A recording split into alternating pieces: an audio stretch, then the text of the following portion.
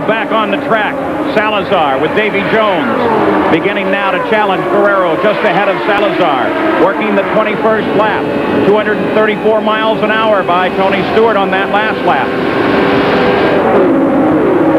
Everybody's coming through turn 2. Real nice, straight. Unfortunately, Paul, we're going to see some instances later on where they're getting awfully close to the grass. And with the damn ground again, like I said earlier, that's going to be a problem all day. We can watch for that. They don't want to be too close to the grass today. Davy Jones driving for Rick Ellis, the lone Mercedes-Benz in the field. Yeah, Bobby, one of the things I'm noticing here on the shots we're seeing is they're coming off with a very tight line. They've got plenty of room to spare coming off turn 2. Looks very conservative. Most of them, Danny, are running very conservative. Even over here in turn 2, they're not even getting near the wall. That means they're all a little edgy about the racetrack today. And I'm still having a hard time figuring it out because Tony Stewart has no trouble finding speed. The rest of them are very conservative. All right, there you keep track of Davy Jones. In the meantime, we mentioned Paul Durant out of the race, Jackaroo.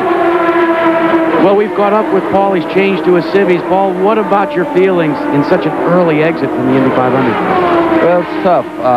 You know, we came here and tried to just keep things clean for the month, and we were able to do that. The car was really good at the beginning of the race. We were just biding time and trying to take what was given to us and not do a lot. I came up on Lynn St. James, and she actually was puffing some oil, and I thought she was going to have motor problems, so I backed up a little bit, and a couple laps later, just out of nowhere, ours let go. Got it down on the warm-up lane and must have gotten my own oil because it just turned around, and fortunately, you know, we didn't get too far on the racetrack and nobody hit us. Well, it's tough to see you out. It's a good thing that something just real close happened, Paul, as we were on board with Ari Leyendyk. He just barely touched the wall. That'll get your attention at 220 plus. Yeah, he's still running 8th, but we saw the replay just up a graze of the wall. But, Danny, even a graze at those kind of speeds. Well, let's not forget last year Michael Andretti grazed the wall. It didn't look a whole lot different, and it actually put him out of the race. And I believe you can see Ari going through 4, getting ready to set up for 4 right here. He'll go through, and you should see a black mark right there on the outside, right there. As we just went by. That's the where he just touched. He obviously looks as if everything's okay. He's running around speeds. Awfully early in the race, Danny, to be doing that. All right, we can look at it one more time, this time in slow motion. Drifts out toward the wall. Boy, this is, you're right, Danny, so reminiscent of Michael last year. See his hand, too? See him just moving his hand right there?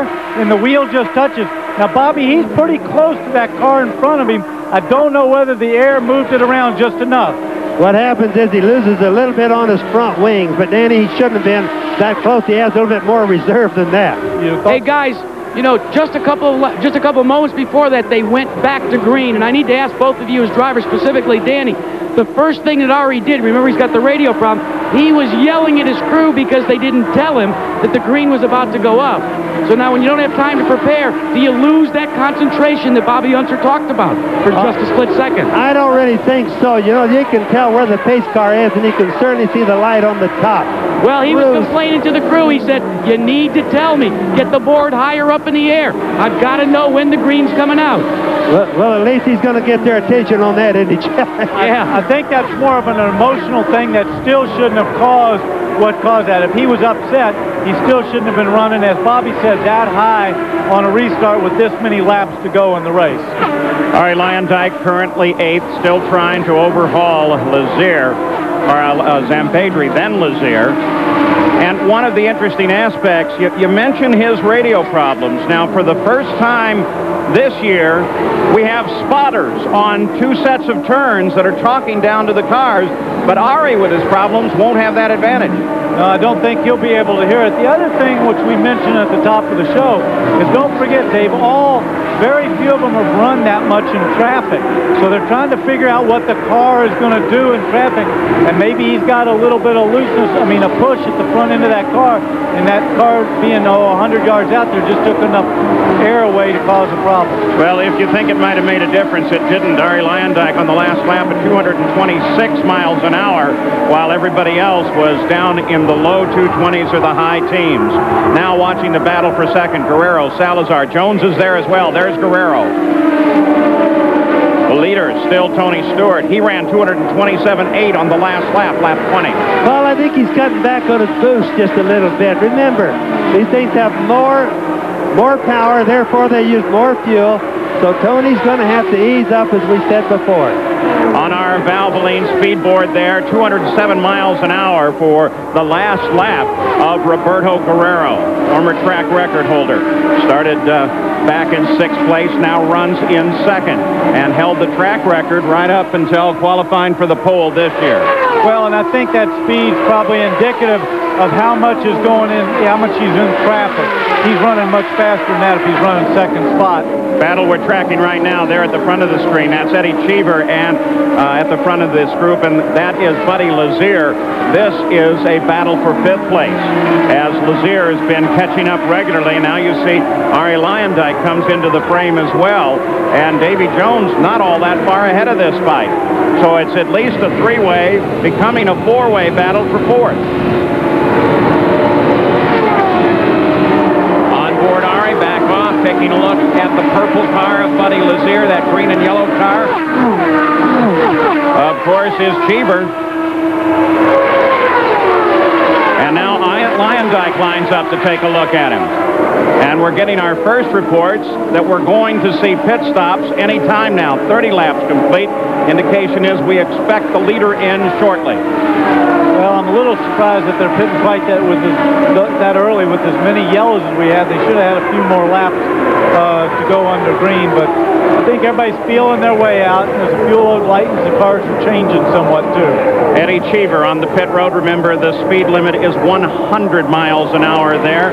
Cheever came in from 5th place. That moves Lyondike, Jones, and the rest forward. And looks like right there at the bottom of your picture, the 3 abreast, the white car on the left is Davy Jones, and he looked like he slowed a little bit coming off there. Ari's moved all the way past him.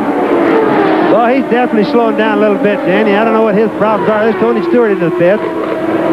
So the leader of the race, Tony Stewart, is in, and Jack Arute is there. Now, there are 12 teams that have a brand new type of fuel nozzle. Rather than the sharp 90-degree angled nozzle, this one's a rounded nozzle, a little easier to get in.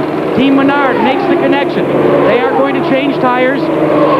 Tony Stewart talking to his crew chief, Larry Curry, on the radio. You can see that he was shaking his head back and forth. The team said they are not going to make any changes whatsoever, but barely on eventual pit stop in 16 flat and getting back up to speed. They were very, very careful. We've heard it before. The fuel mapping on the low end with these cars is a little dicey. Eddie Cheever still in the pits, and it looks like he has a problem with the left rear of the car. Came in almost limping. It was hard to tell if he was just looking for the speed limit or if, in fact, he had a problem. This is the new leader of the race, Roberto Guerrero, the yellow and white number 21 Pennzoil car. And second place is still Salazar.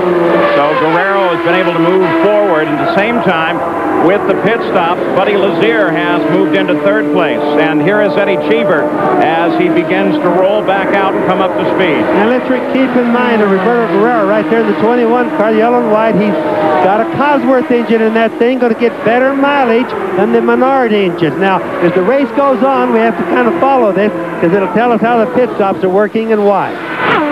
So Roberto Guerrero back at the front of the field. But everyone should be headed for the pits here shortly. As Guerrero, former track record holder, the man who almost won the Indianapolis 500 but stalled on the final lap. And, of course, Tony Stewart comes out in position to battle with him. And also remember, if everybody wonders, did Tony Stewart come in too early? Well, the reason that it's risky to come in too early is hypothetically if it went yellow right now, Tony Stewart would have been hurt because he came in under the green. So you always want to go as long as you can so you can look for the yellow flag. Now, when Tony Stewart, Danny, came out of the pits, you saw him. He actually came out ahead of Guerrero, but very wisely stayed wide in the corner and let his speed build up carefully. Well, that's right. He's got new tires on, and his fuel load's heavy. He's got it maxed out. He's got to get out there. He didn't have the speed that Roberto had, and Roberto quite smartly got by him. He wants to run in that clear air. There's Eliseo Salazar in the pits. but he moved past him, and now he's tucked right up there behind Guerrero. He'll probably make a run past him again. Now you forget Guerrero's got a pit here a few laps. And which is exactly what Stewart knows. Now you can look at Salazar's car just before they dropped him off the jacks to go out. They lowered the right front wing down just one.